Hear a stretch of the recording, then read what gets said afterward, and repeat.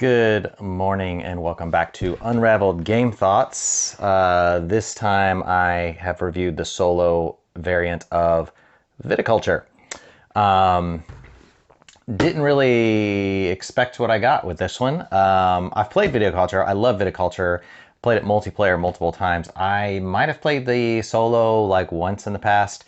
And so I've been putting it off because I thought it would be just more of an ordeal setting up and whatnot. But Viticulture turned out to be fairly easy to set up, very easy to run the automa. I played the Tuscany version, so you have all 4 seasons, and it was not hard to take the actions, just flipping a card, putting workers on the season to block some of the spaces, and moving on. So this was actually more pleasant to play as a solo version than I expected. I have to give the setup and takedown, which I expected to be very low score. Actually, I think a 3.25. Is that what I gave it? Yeah, 3.25. And it was very easy. Play 3 games. I felt like the luck factor was high, which I gave the challenge of the game 2.5. I actually thought it was going to be lower, but it was kind of crunchy, and I like the crunchiness of it. I like the decision management between trying to decide the action spaces. I kind of like the idea that if you don't get one action space, there sometimes was an option with a visitor to get some other action later, playing a cards, maybe in a later season, or, the Tuscany allows you, if you didn't build in the first season, then by fall you can potentially build again. But I did give it a below 3 score in part because each time you draw that card for the visitors, they're just blocking arbitrarily based on the draw. And so I just found it, you could go through a year and all spaces that you needed are blocked, and you only have the one grande work of 7 years to beat the 25 points. And then you get a glass bead each time you pick a new year. You can't pick the same row twice.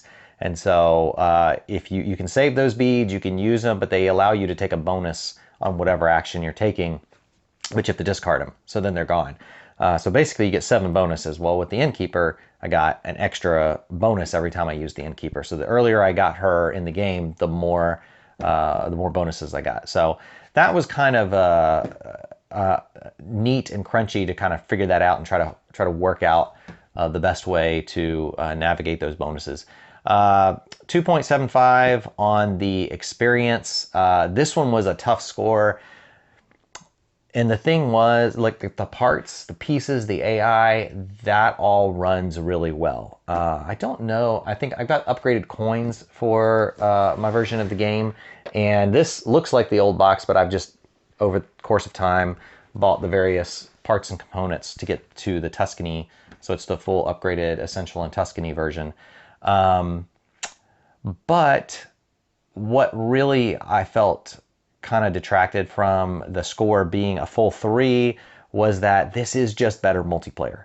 I much prefer sitting around the table with 4, 5, 6 other people playing this game and really enjoy it that way. I enjoy the interaction, and the solo is not bad. It's fun. It's crunchy. I actually thought I was going to be giving it a lower score than 275. I thought it would fall in the 2 range because in my head going into it, I was like, well, this is definitely better multiplayer than solo. And that's not untrue.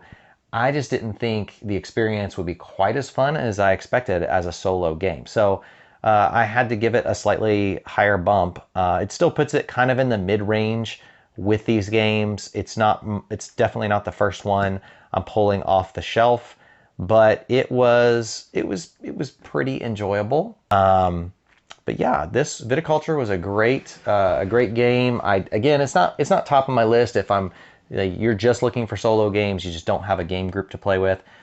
But it's not bad. It's not bad. I would say it's gonna fall in the top half probably. And so thanks for watching. Give it a like and subscribe. If you feel up to it, definitely post some information in the comments. I did feel like the luck factor was significant, so I'd be curious if you have comments about viticulture, like oh no, you don't think this is lucky at all. This is, if you do this, this, and this, you're always going to be scoring, getting to that 25 points. It's not that hard. I might just not have a crunchy enough brain to have crunched it out quite as fast or as well developed. But yeah, let me know what you think. And thanks for joining me at Unraveled Game Thoughts today.